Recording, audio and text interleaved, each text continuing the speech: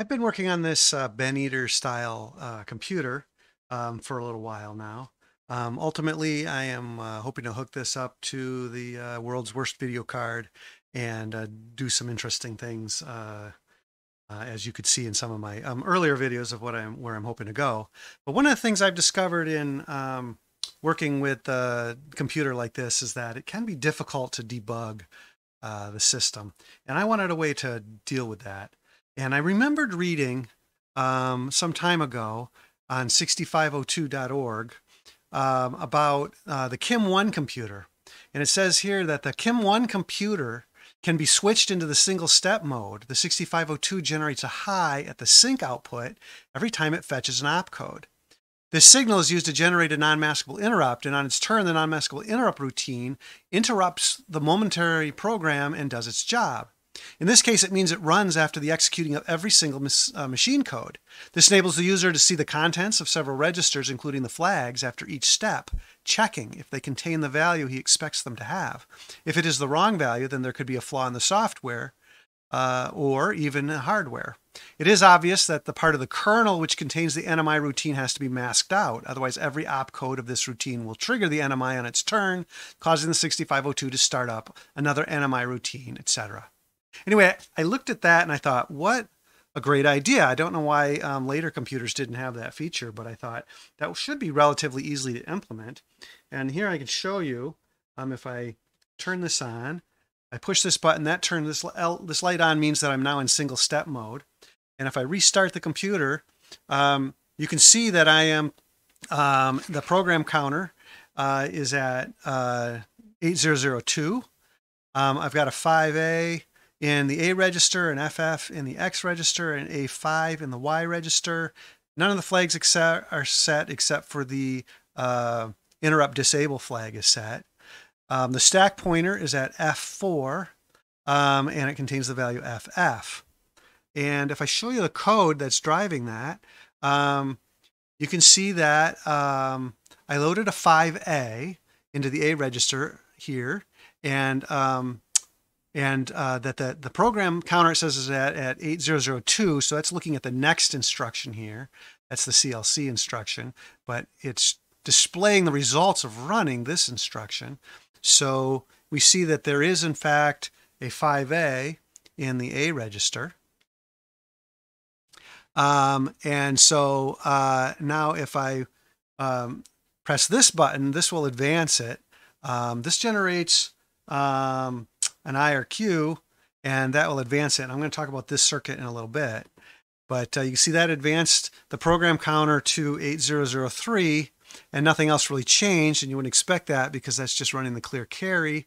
And now we're pointed at this instruction, the ADC 5A. And this can be a little, it can get difficult to know what memory address you want to see here. So a way around that is to if we run VASM with the output, instead of the output of bin, I do the output of test, and then I look at the output from a.out, and you can see that it'll tell you what the address is and what numbers are there. Now, I wish it also would, at the end of the line here, label this, provide the actual line that generated it so that you could see what your code is. But by switching between this and the code, you can pretty easily see where you're at. So this was the CLC instruction, and this is where we are now, 8003, and it contains 695A, and those are the add with carry 5A, and this should set the overflow flag according to this, and that's because I'm adding two numbers that together will be more than 128, more than 127, 128 or higher, and that sets the overflow flag. And so let's go back to the screen and see what happens. So if I press this button to advance one more, you can see that the negative flag and the overflow flag both were set. We'd expect the negative flag as well, because any number 128 or higher should set the negative flag, and the overflow flag is set. And we can see that we now have B4 in the A register, and that's the result of adding 5A plus 5A gives you B4. And the program counter has also changed to 8005, which if we look here, 8005, that is A2FF. And if we look at the code, we can see that that's going to be a load X FF. And if you were to check the opcode, you'd see that that's correct. So now we run this, it's going to load, and of course it's loading FF into X, which it already has, so we're not really going to see an effect there. But let's look at what the next command is at 8007 that it's about to execute. At 8007, it's going to be load Y A5. We already have A5 and Y too. So that's not going to show us much, but I'll execute that. And now we're at 8009. 8009, which is here, and we see that should be a load AFF. So now we should see something change when we press this. We should see FF go into the A register, and there it is, FF A register. And so we can continue with this, and it'll continue working here. So for example, now we're going to add with carry 01 is the next thing that's going to happen here. Add with carry 01. So let's press that. And there you can see that it added 1 to FF, so it got 00. And you can see that it made the 0 flag set and the carry flag is set. And the program counter is now at 800D. And 800D is where it's going to jump to this subroutine here. So let's press the button one more time. And now you can see it jumped all the way down to 8023. If we look here, 8023 is the symbol called subroutine, and the data there at 823 is a 48. And that's a push A instruction. So now it's going to push something onto the stack. And notice too that the stack pointer, when we jumped into the subroutine, changed from F4 to F2, and the value at F2 is 0F. All right, we're going to, and 0F, that is the, let's see. So there we did a load A, or push A, and it pushed the value of 0 onto the stack and moved the stack pointer to F1. Oh, what I was trying to say before was when it said F2 and it was 0F, 0F is the address that it's the low order of the address that it's going to jump back to. And we can check that here, that we would have expected it to jump back to, it was at 0D, D, E, and F. So that is the address that it's going to add 1 to that address when it jumps back. We'll see that in a minute. So now we just ran this push A, and now we're going to do a load AFF. And you can see that it loaded the AFF, and it set the negative flag. And you can see that it's at 826, and this still is at F100. Oops, so let's press it again. And now it's pulling A off the stack because we have a pull A here. Pull A. So it's pulling A off the stack, and that was the 00 if you remember. And you see the stack went back to F2, and it has 0F at F2. That's the low order byte of the address that it's going to jump back to. Well, 1 below the address it's going to jump back to. So let's press the button again. And now you can see it jump back to 8010, which is 1 over the 0F. 8010, 1 over the 0F. And you can see that it went back to F4, FF there. And then I've got some stuff to test that the stack is working and stuff. So we can see that it's going to load A55, and then it's going to push that onto the stack. You can see it pushed it here, and then it's going to load AA, and it's going to push that onto the stack, and then it's going to load FF again, and push that onto the stack. And then it's going to start pulling. Oh, wait, what does it do next? Hold on. Oh, it's loading A00, and now it's going to push that onto the stack. And now it's going to start pulling stuff off the stack. So pulling off the FF, the AA. There's just see the AA went there. Now it's at 5.5. The 5.5 is going to go there, and so forth. And then you can see that at the end, I have a jump reset right here. And the jump reset, you can see that it's going to jump to 8,000 because that's jumping back to reset, which is at 8,000. And now we're back at the load A, 5A. So this seems to be working. So now I'm going to explain to you how I built it. So there's basically 3 parts to this circuit.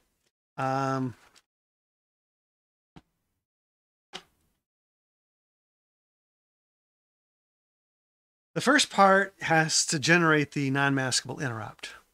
So what I'm doing is, it turns out that what you want to do is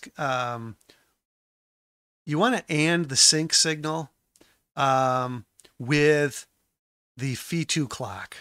And you want to NAND it so that you get a negative. So if you wanted it to work no matter what the memory address was, you could just wire the sync directly to this NAND gate, the Phi2 to the NAND gate.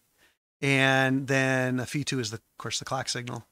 And then you can, and then you can just wire that back to the non-maskable interrupt. A couple of things. First of all, you need a way to turn this on and off. So that's the switch circuit here, which is the third part, or the second part of the circuit that I'll show you. And then the other thing is you need a way to say, I only want it to happen under certain addresses. And that's what this does. So this says, if A15 and A14 are both high, then this will go low. And that'll make this output high, which makes this low, which means this won't go low, and you won't get an interrupt. So if both of these are high, you won't get an interrupt. Now, both of those high means that addresses C000 and above won't generate the non-maskable interrupt when an opcode is fetched and the sync general goes high, but any other address in the system will. One of the reasons I had to AND this with the Phi gate, well, the reason I have to AND this with the Phi gate is that this would trigger a non-maskable interrupt even if you were writing. If you could be in high, you could be in an area of memory higher than C000, and you could write to a low order address, and that would generate this non-maskable interrupt. So to prevent that, you need to make sure that the non-maskable interrupt only goes low when the clock is high, and then that will prevent that'll prevent that sync from happening. What happens if you don't do that is the system moves on to a new address, but before that happens, it's looking at the old address of the so the sync comes on basically before the old address is cleared, and that's actually pretty clear if you look at the timing diagram, which I'll show you here if I can find it. Timing diagram. There it is. You can see that well, this doesn't really show you exactly, but what I found was that the sync actually occurs for the new address. The sync goes high before the address gets updated, and that's why you have to AND it with the clock, the Phi2 clock, because then when this is high, that's here. So when this goes low, then the signal is no longer low. So the signal from the sync is no longer low, so that when you're writing to the address, you don't have this problem when it's writing to an address that's lower than C0000, which of course anytime it's writing it will be, since those are ROM addresses. So I hope I made that clear. But anyway, the point is you have to NAND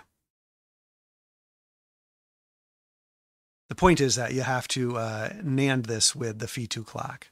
So that generates the non-maskable interrupt. And then you need a way to turn the non-maskable interrupt on and off. But first, let me show you that circuit in my system. So here I have, this is the Phi2 clock, or Phi1 clock actually. The Phi1 clock is the inverse of the Phi2 clock.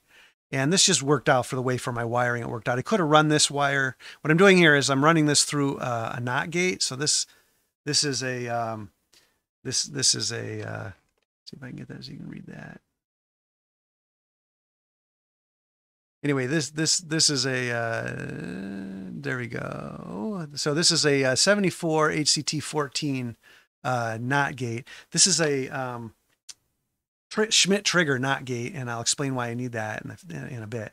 But I'm knotting that, so that gives me the Phi2 clock. Although I could have just driven it off the clock directly here, or the Phi2 out signal here. But anyway, I'm driving it from here. So this is the Phi2 clock here. All right, and you can see that I've got the A14 and A15 address lines coming up here, and those two go into this NAND gate. And this is also a Schmidt trigger NAND gate, although that's not needed for this, but I'll explain why I need that later. But this is a NAND gate, and then the output of that NAND gate runs to here, where it is goes to this input of this NAND gate, and the other side of the input of that NAND gate is the sync signal, which comes from this pin here. This is pin 7 of the microprocessor, 6502 microprocessor. And that goes to this input here of this NAND gate. And then the output runs along this yellow wire here and gets inverted. Remember, we need to invert this output.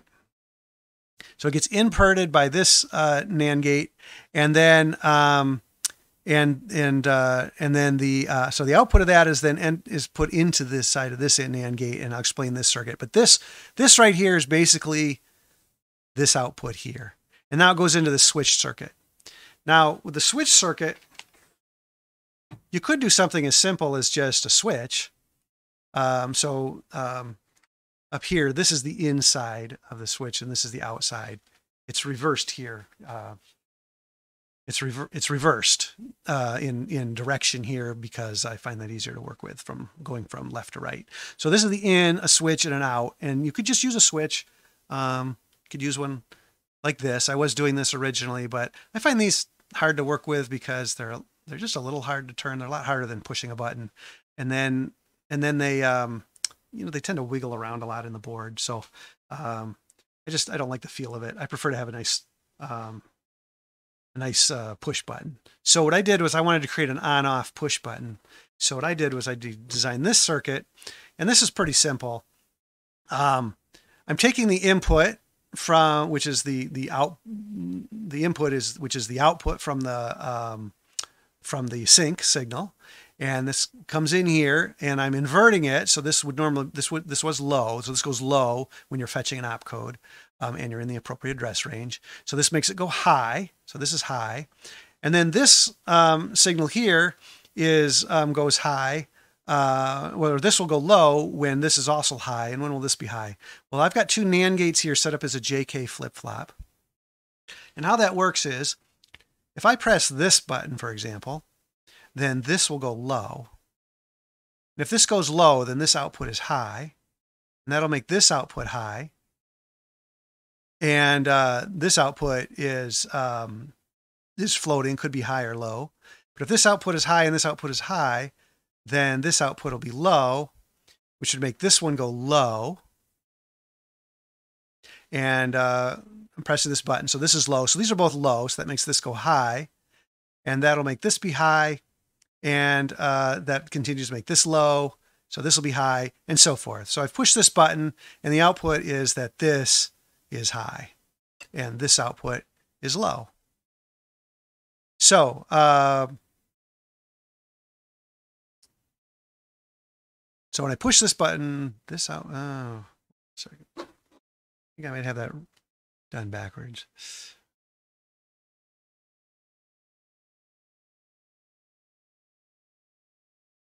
Yeah. I have this drawn incorrectly.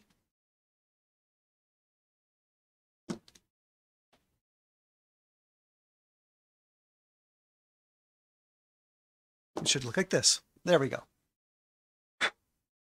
So when I push this button, this is high and this is low. And that means this LED will be off. This will be a low. And so this will be a high, and therefore you won't get a non-maskable interrupt, because non-maskable interrupt is active low. If I push this button, then this is low, which means this will necessarily be high. And so that will light the LED, and it's a flip-flop. So this being high makes this high, which means this output could be high or low. But if it's high, then that would go back in and make this low. That would make this low, which would make this high. And so this is low because I'm pushing this button. So this is low and this is high, which means this is definitely low. So this definitely, pushing this button. So this is low. So this is definitely high, I mean to say. So this will be definitely high. So this will always be high and this will always be low, regardless of how this states, how they flip-flops begin their state. So that will turn this high, and that will allow this will also be high when there's a sync signal. And so that will make this be low, and that will trigger the non-maskable interrupt. So that's the first part of it, is triggering the non-maskable interrupt on the system. And so here you can see I've just wired those up. I've got the two switches, and I've put a capacitor across the switch that turns it off, because what will happen is when you first turn on the system, that capacitor will be seen as like a short until it charges up. So this is shorted out, which means this is drawn low here, which means this here will be high with, which means this here will be low. So this will be low, which will turn on, which means that the LED will be off, and there'll be a low here, so you cannot get a low out. And so this will prevent it from happening. So basically what this capacitor does is makes it so that when you power the system on, the single step mode is turned off, which is normally what you would want. You can turn it on by pushing the button. So here I've got that wired. Here you can see I've got this switch is wired, this button is wired to this input, and this wire and this little jumper cross the inputs and outputs. And so this other button is wired to this one. You can see here's the output, which is in the NAND this is attached to, goes to the input here. Remember the other input here was from the output of our sync signal. So those two are NANDed together, and the output is on this wire, which runs all the way down here to pin 6, which is the NMI pin. And this LED is wired through this resistor to turn on when it's turned on, so that you can see that I can push this button to turn it on, and I can push this button to turn it off. On, off. Now, let's look at the code for the non-maskable interrupt.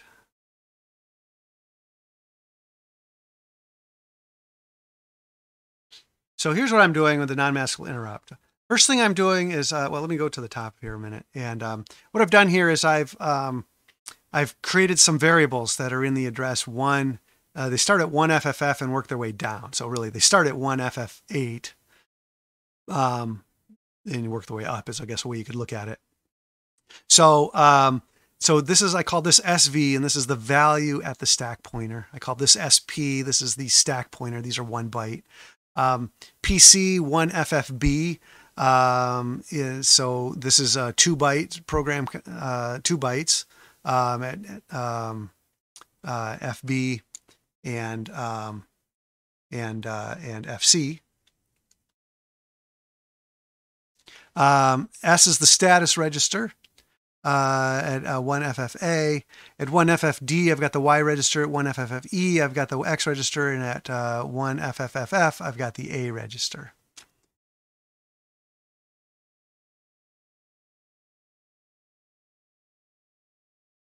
And yeah, so B and C, right? I'm not sure I got these out of order, but anyway. So anyway, what I'm doing here now, if we go to MMI, So I'm storing, first thing you do is I store Y and store X and store A. So I'm saving the registers into those memory locations. And then I'm pulling the value off the stack and putting it into A. And I'm storing that value into S.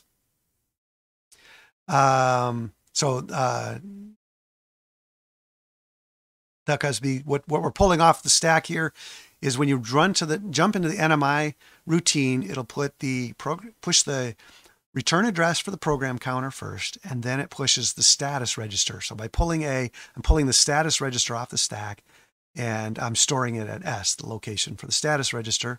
Then I'm pulling off the low order of the program counter, and I'm storing that at PC. And then I'm transferring that value into the X register because I'm going to use it. And then I'm pulling the high order address of the off, and I'm storing that at and then I'm storing that at the program counter +1. And then I'm transferring the stack pointer to X. So that was the position prior to the NMI of that stack pointer. And I'm storing X at the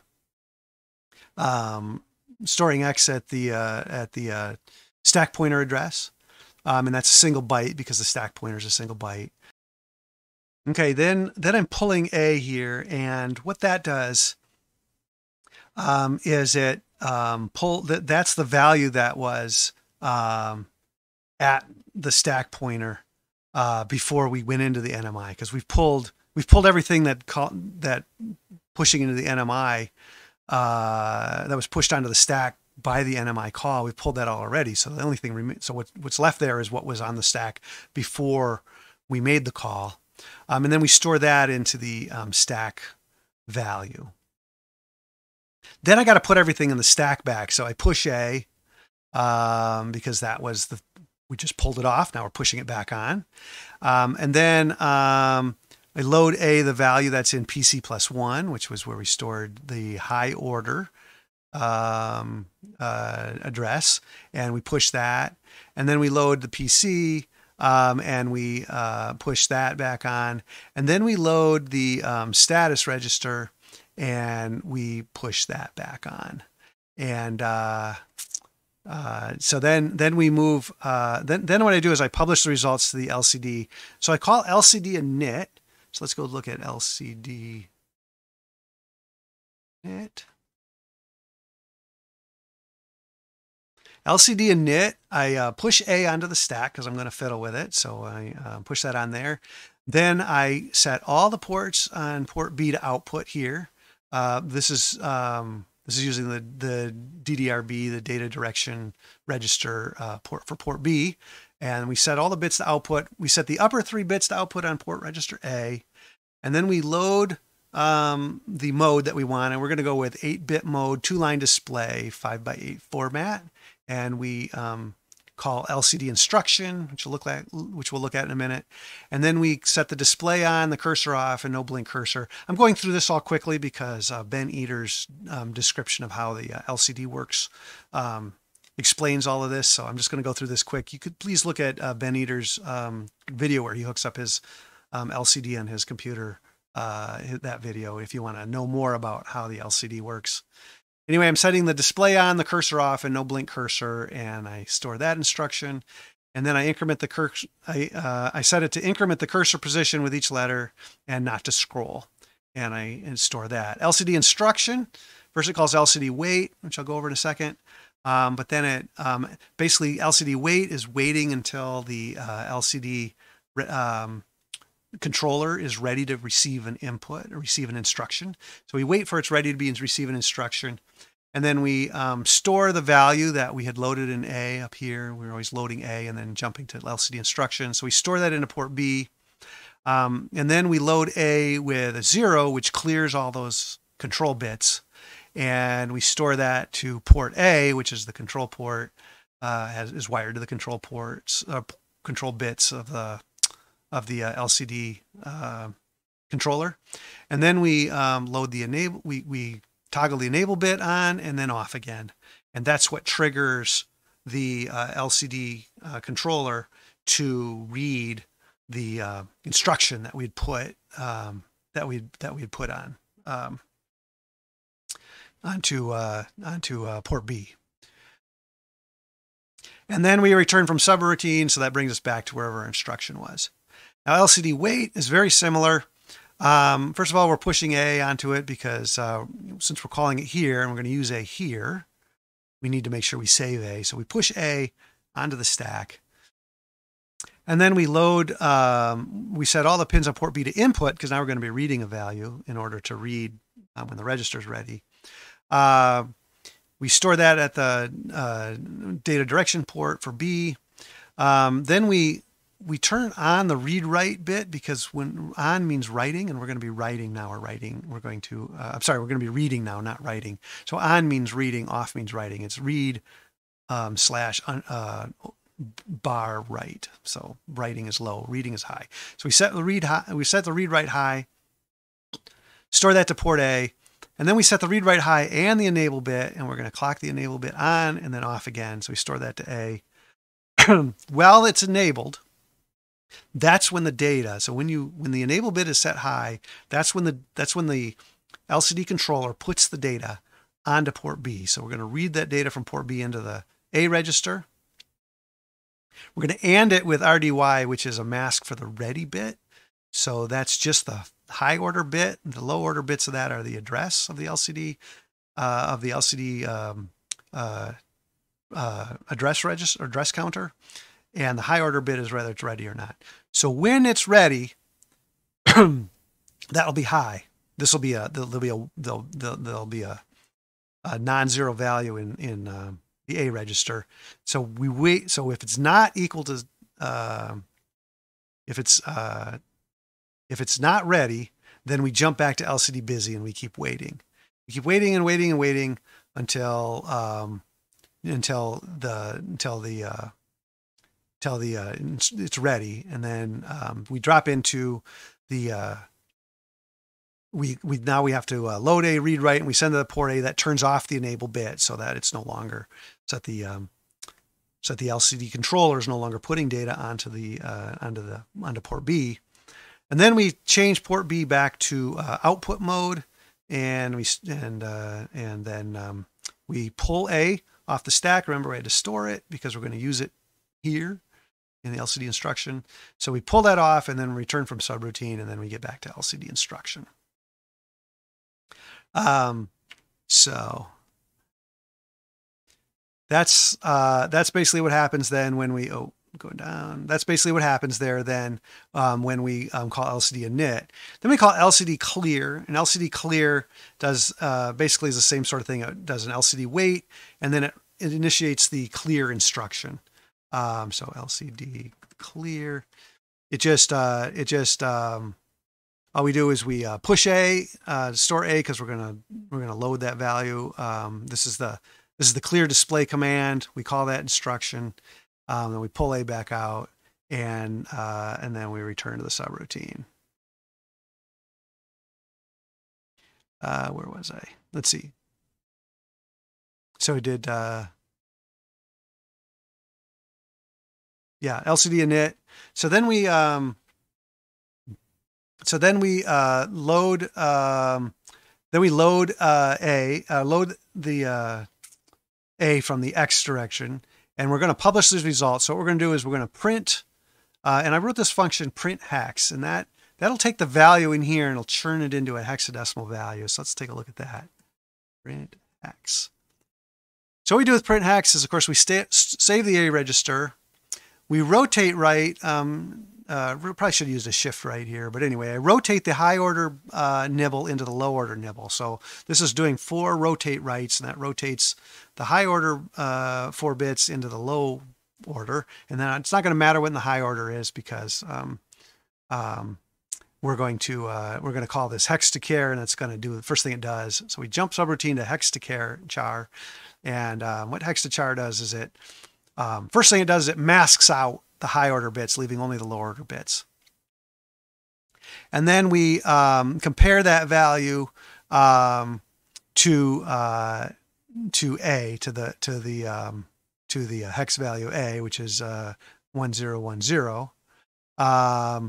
And if so we branch if it's minus. In other words, if we're greater than A, then which is A is 1010, but it's also 10.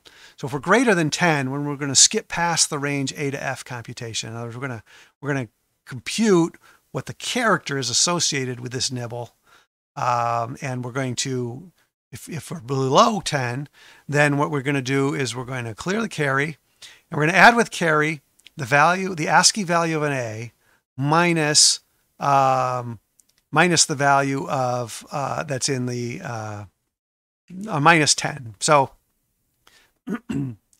that $A will now land on A, right? So basically we're in here if we know that the value is either an A, B, C, D, E, or F. And what we do is we subtract A from that and add this to and then add that to the ASCII value of A. We subtract A. So now what we've got in there is we've got the ASCII value for A, B, C, D, E, or F in the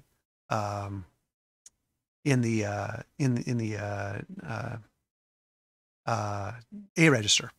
Then we jump to done, which does a return from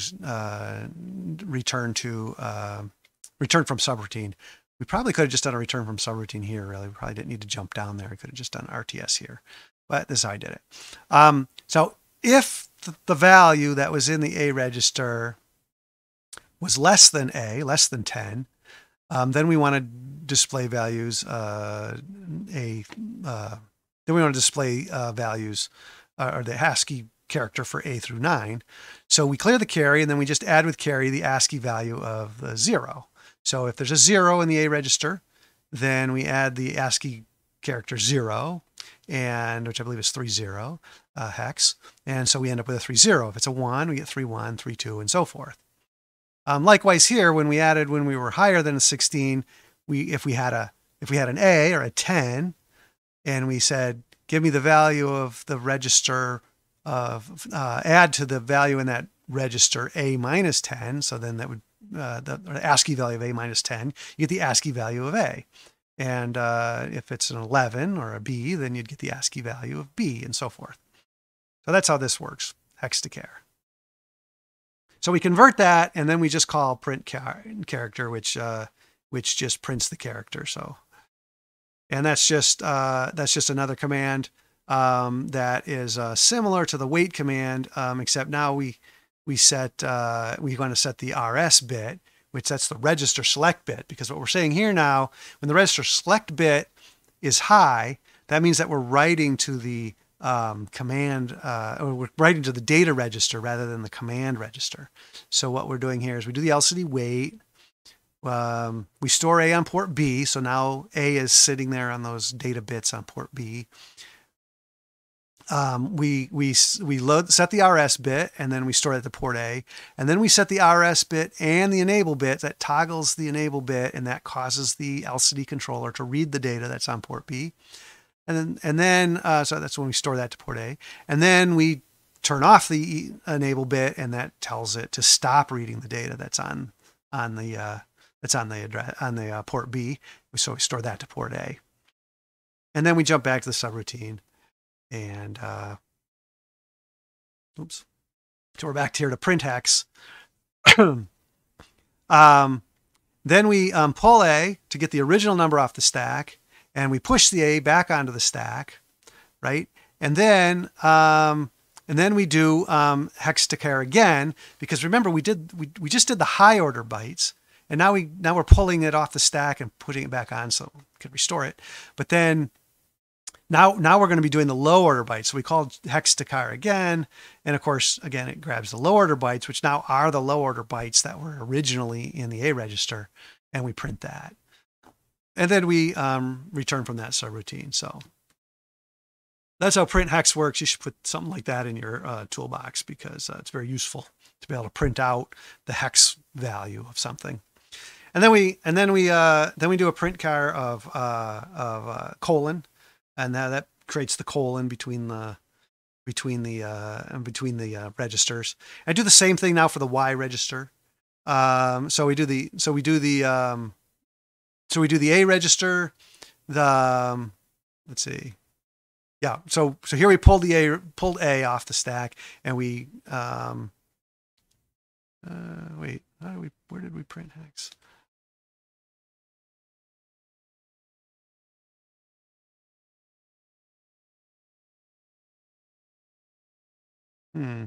Oh, there we go. I must have accidentally erased this. So sorry. Did the LCD clear. We did load A, print hex, so print hex, colon, print char. Now we're doing X, and then we do Y. Same thing for X and Y. I don't know. I must have accidentally deleted those lines. I'm sorry about that. Now we're going to output the flag. So this is a little more complicated because for each flag, we want to decide. We want to output either the flag, so the letter that represents the flag, or a dash if that flag is not set. For each of the N flag, which is the negative flag, the overflow flag, the B flag, which is the binary flag, no, B flag, the D flag, which is the decimal mode flag. The I flag is the interrupt disable flag. The Z flag is the zero flag. The C flag is the carry flag. And gosh golly, if I didn't forget what the B flag is. I guess I don't use it much.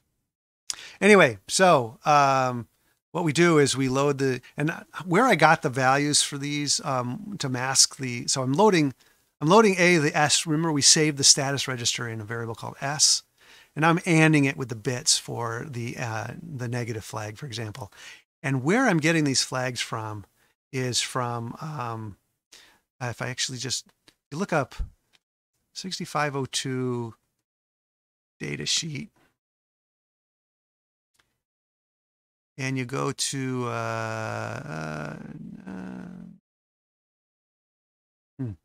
sorry, what you want to do is look up WDC 65CO2 data sheet, and that'll bring you to the Western Design Center's information about the 65CO2, and that'll tell you what these flags are. And there you go. B is the break command. So there you go. That's I don't use that, so I'm not sure what that is. We'll have to look that up. But anyway, this is where I got the flags from. So right from this web page here at westerndesignCenter.com/WDC/W65CO2S-chip.php, and there you have the various flags. So what I do is for each flag, I load the status register. I AND it with just the bit for that flag that gets rid of everything else. And then if it's equal, I jump to -n, because if it's equal, it means that was a 0, which means that we were not, that the flag is not set. So then I jump to -n, where I load a -n, and I print char. So load a dash, and then I print the character of that dash. So that prints a dash. But if it's not equal, that means that it is set. So then I load the letter to represent the flag, and I print the character. And then I jump to the next item. So you can see I do that for the N flag, the V flag, the B flag, the D flag, the I flag, the Z flag, and the C flag. And each one of these is just one bit further down. One bit lower for each one of these. And then when I'm done with the flags, that's where I jump to done flags. What I do here is I'm printing spaces to get to the next line. So I'm loading this is 40 minus 16. So I already printed 16 characters and the lines are 40 characters long. So I just did 40 minus 16 and I'm printing these spaces to get to the next character. And so I load A with the space and X with the number of characters that are needed. And then I jump subroutine to print char. And then I decrement X, and I jump back to the next character. Then finally, then I'm going to load the program counter. So now we're on the next line. So I load the letter P and print it, and the letter C and print it, and then I load a colon and print it. And then I'm just loading the high order byte of the program counter where we stored it in the PC variable. and I'm printing that. I'm going to print that as hex because we want the hex value, we don't want the ASCII character that's associated with that number. We want the hex value associated with that number. And that's 2 characters. And then I load PC, which is the low order of the address, and I print that in hex. And then I print a space. And then I print S and P for stack pointer and a colon. And then I load the stack pointer and I do print hex for that. And then I print a slash symbol, and then I load the value of that. And then all that's left to do is restore the registers to the original values. If you remember, we already restored the stack. So now I'm restoring the load A, load X, and load Y. So they have their original values as were stored into those variables. And then I do this interesting thing, byte CB. So what is that? I'm putting in as a byte in here, and I'm putting in the byte CB. And if we look over here on the data sheet for the 65C02 processor, and we look at CB, you'll see that's WAI. That's the wait command. And the wait command will cause the processor to stop running, and it'll be in a wait mode. It's a low power mode. And what it's waiting for is an IRQ, not a non-maskable IRQ, but it's waiting for a low signal on the IRQB line, and or pin 4. And so this is just going to sit and wait, and that's what causes it to stop. Now, you could use the wait instruction, WAI, but you have to compile that with an extra flag on the compiler. So I've just been using the byte CB, but you have to tell the compiler you're using the WDC, Western Design Center 02 processor by adding dash. Here, let me show you dash. So if you add to this would compile it. If you add to this dash WDC02, then it can compile the WAI instruction. I use this for a couple of reasons. One, it kind of stands out so I can see it, because as you'll see later, we're going to use this as a way to do a breakpoint. Also, I don't have to do that extra flag when I'm running the compiler. And also, I remember it, CB, I remember this, I consider this controlled break. So that's my mnemonic for my backronym for remembering that CB is the wait instruction. I call that a controlled break. And then I return from the interrupt. So that's what's driving the interrupt handling. So let me switch back to video. And show it to you again. So here we are. You can see all the elements I showed you: A, Y, and Z registers, all the flags, the PC the program counter, and then the stack pointer, its address, and the value at that address. Those are the things that I printed out. And now I'm sitting here and I'm waiting. The computer is waiting for it to go. One thing I forgot to mention is on the output of this is the non-maskable interrupt. This is the output, because when it's turned on, then this will output the non-maskable interrupt. And that's connected here to port 6. I did forget to mention, you got to replace the wire that pulls this high with a resistor. So this is a 1K resistor. I recommend anything from 1K to 5K will be fine in here. So put a 1K or a 5K or something in between in here to pull this pin high. And you're going to want to do the same thing for the IRQ, because we're going to be signaling that next. And I'm going to show you the circuit for that in a minute. All right. So let me show you that, because what happens with this button is actually quite interesting. This is the button that says, hey, move to the next step. And the thing about this button is we need a nice clean signal. We need a single pulse. But the other thing is, when the interrupt is disabled, and you see that the interrupt is disabled because I've got the I flag is here. So when the I flag is set, that means that standard interrupts are disabled. But this still, when I press the button, will move on. But here's the thing. Normally with the interrupt request, it goes low until the computer handles it, and then the computer signals it to go back high. But and that's done in the IRQ routine. But this isn't going to call the IRQ routine because we have IRQ disabled. So because this isn't going to call the IRQ routine, there's no way for it to know to reset this. So we have to send this an appropriate signal. The signal has to be wide enough for it to receive it and respond to it, but it also has to be short enough that it isn't still being pressed down when it starts running other instructions. So what we don't, can't still be pressed when we get back to this instruction. Let's put it that way. Because if we run, if I'm holding this button down and it's getting these non-maskable interrupt signals, and I'm keep holding it down, it just keeps skipping past this wait instruction or this controlled break. It keeps it hits that, it says, oh, IRQ is low. I'm going to do the next one. I'm going to do the next one. I'm going to do the next one. So every few milliseconds, it'll keep running.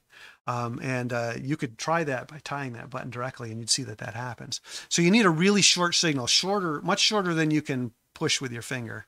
But it also has to be long enough that this will be recognized. So this is the solution that I came up with for that.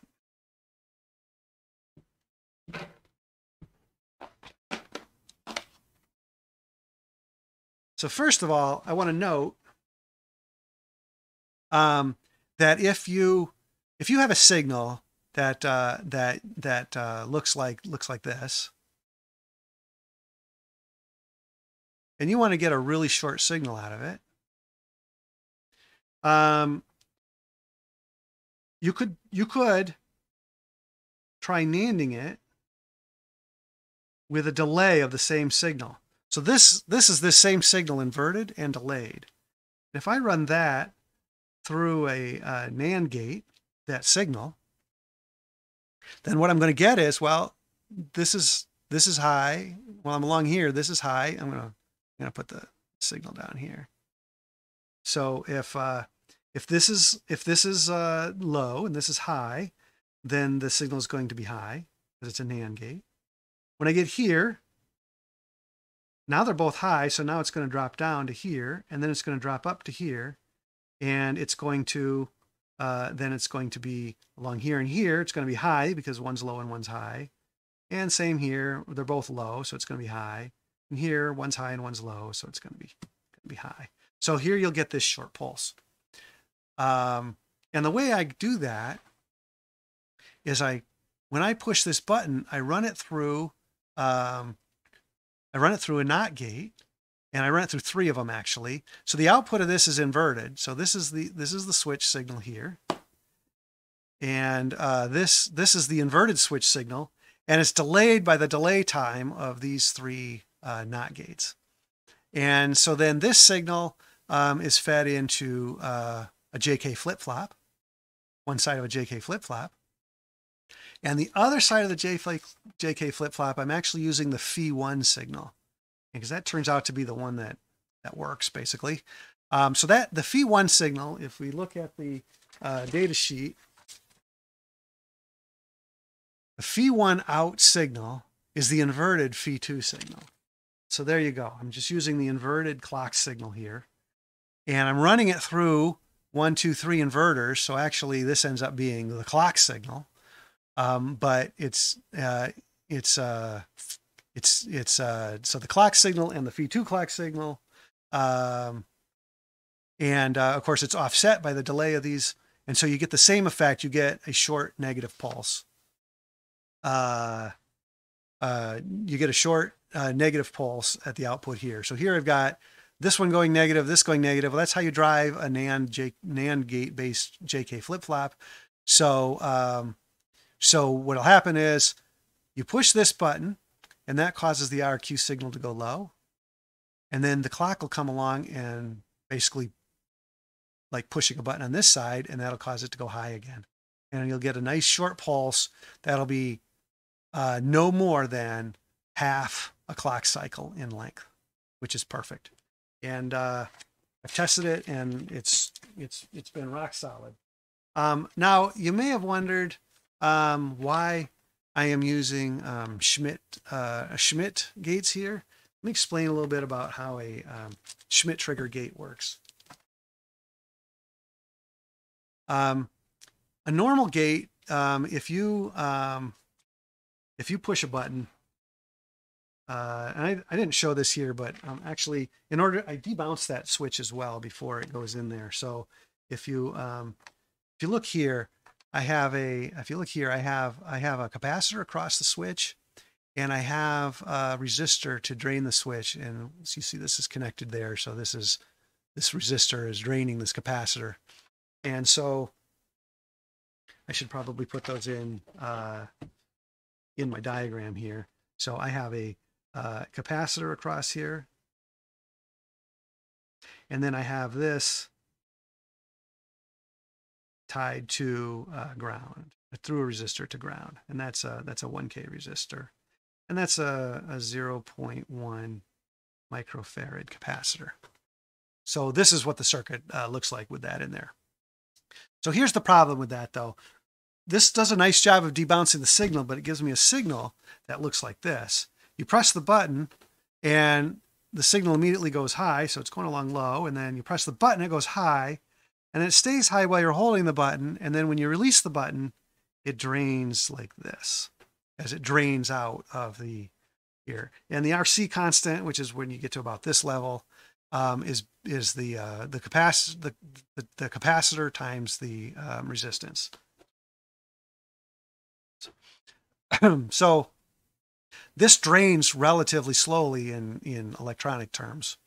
And what happens with a normal gate is you have to have the signal has to be between like if the signal is between 0.7 and like 4.3 volts or something like that. I don't know if those are exact right numbers. It depends on the chip. It depends on the chipset you're using, the LS or HC or HCT. But the point is there's a range in here where if the input is in this range, it's undefined. If the input is below that, no problem. Then it knows it's a low. If the input's above that, it's no problem. It knows it's a low. But if the input falls in between, it doesn't really know what to do. And what can happen is the output can start just triggering high, low, high, low, high, low, high, low. And so what'll happen, what I discovered would happen is without Schmitt triggers chips in here, if I push the button, I push the button, I get a step. When I release it, I may or may not get another step. And so I was sometimes getting a step on the release of the button, sometimes not. It was very annoying. The solution is to put in Schmitt trigger. Schmitt triggers are designed to work like this. If I were to draw a graph that is input voltage versus output for say a Schmitt trigger buffer, then when the voltage increases, the output stays low. So as I increase the voltage, it stays low. But then when I get to a certain point, then it will suddenly jump up to high, and it'll be high voltage. And this ramp here represents not the input voltage increasing, but time here for this short. It just shows it doesn't go up immediately. That's if the voltage is increasing. When the voltage is decreasing, then it'll go down to a much lower voltage before the output drops down and then goes low. And that's if the value is decreasing. And again, this angle represents time, not a change in the input voltage just here. And that gives you this graph that shows you how a Schmitt how it kind of looks. And that graph it shows you how it works so that you're never undefined. If you get to this voltage, then boom, it goes out and it gets high. If you get to this, if you're going up, if your voltage is dropping and you get down below this voltage, then boom, it drops low. And there's no undefined state. And you'll notice that the symbol for a Schmitt trigger gate looks a lot like this graph. So that's what those are. And that's why they have to be Schmitt trigger both for the NOT gates and this input. Really, these are the only gates that need to be Schmitt trigger. But because I was using Schmitt trigger chips already, these are all Schmitt trigger. This is also Schmitt trigger because it's all the same gate. I didn't really need this here because I'm not debugging these. I'm not doing anything with the resistors for these gates or for these buttons. And they're going low. So I didn't do it here. I am in fact using Schmidt trigger inputs here, but I have tried it without. The only reason I'm using it is I have lots of them and I'm running out of 7400 NAND gates, quad NAND gates. So I'm using 74132, I believe it is. 74132 Schmidt trigger gate there, even though I don't need it. But it's not bad to have it. So anyway, that's how that works. And so that is how the interrupt request signal gets handled. And so when I push this button, it sends that signal. And now let's go back to the code. And so what happens next? So now I can just return from the interrupt and I return back to the next line of code, wherever I was, and it starts working on the next line of code. And that is how this debugger board works. I highly recommend, I have found it very useful already. And so I highly recommend building one like this. There's some more things you can do with it, actually. Let me show you some other things you can do. So for example, let's suppose that you have thousands of lines of code and it's just one spot that's a problem. Let's say it was right here and you wanted to debug this. You can put in a byte CB or controlled break or not byte, or you can use, if you want to flag it, you can use wait. But you can put that in there and then you can set it up so that then you can let's program that in a minute. Let's compile that and write it. Make sure I wrote it. I did it with binary mode. Yeah. Okay.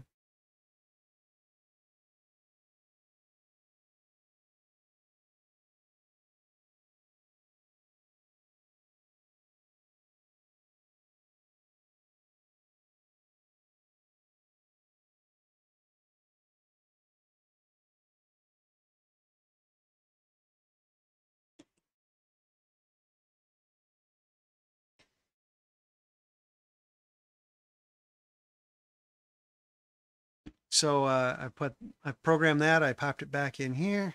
And now let me turn this off, turn this on. Let's start. I'm going to run the program. And now it should be waiting at this breakpoint. So let's see what, if we compile this with test and vim a.out, we can look at where there's where the breakpoint is. So we should be looking at 8014. When I press the button here, it'll be the next, it's waiting here. So it'll be the next one, 8016. And, not working. Oh, cause I haven't turned this on yet. Hold on. So, run the program. Now it's at the breakpoint, turn on, debug mode. And now let me step here. And there you can see it's at 8016. And you can see that, the values are what you'd expect, like, let's see. Yeah, it's at this point, it's right here right now. So it just ran this one, load A, and it's the next instruction it's going to run is, push A. So, be sure to put the instruction, put the debug early enough, because remember that it's going to have it will have run the instruction after it. So if you didn't want it to run that instruction yet, you want to watch that instruction, then you need to move it back one instruction. But there it ran that instruction, and it's waiting for the push A at 8016, and so over there I pushed reset by mistake. Hold on. Turn debug off, run it, debug mode on, push the button. There I'm at 8016, 8017, and now we're just moving along like you'd expect. So that is a great feature of it. You can use that in the debugger mode, and you can also use it. Maybe you decide you want to, maybe decide that you want to hook up something to check the address lines and watch everything step by step. You want to put in the maybe you hook up your Ben Eater clock, right? And you wanna check something step by step. But what if you're thousands and thousands of lines of code um, into something, and you wanted to check it? You wanted to check it step by step after that, being like thousands of lines of code into it. Then you can use this board in this way. What you would do is turn off debug mode, run it, and now you're waiting at that breakpoint. So wait long enough so you know you're at the breakpoint. Then you switch your clock from your main clock to your Ben Eater board, right?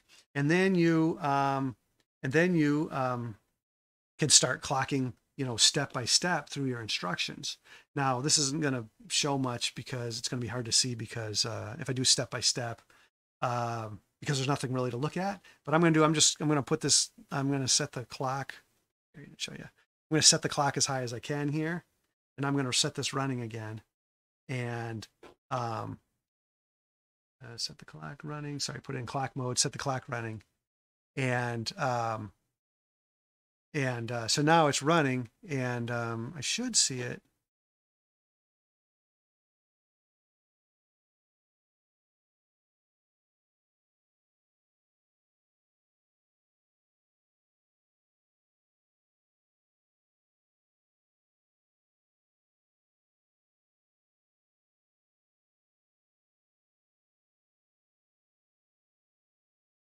There you go.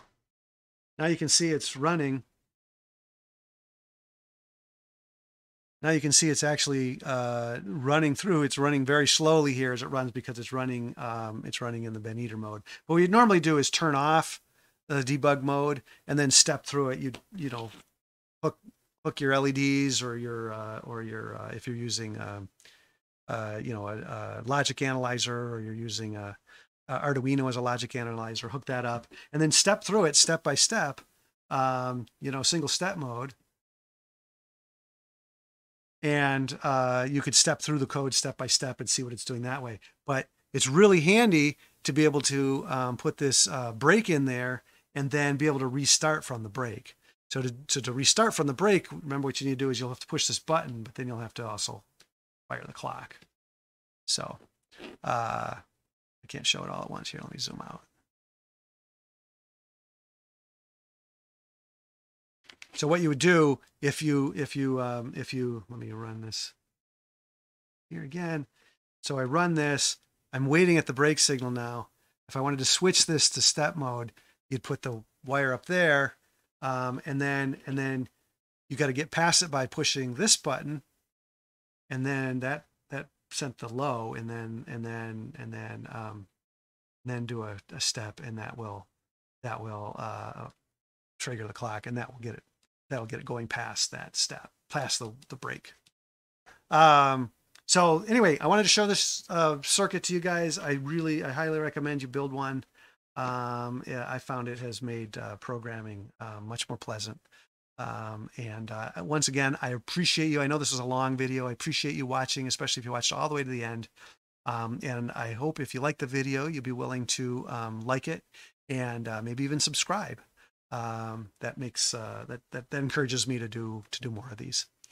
Thank you very much. Bye-bye.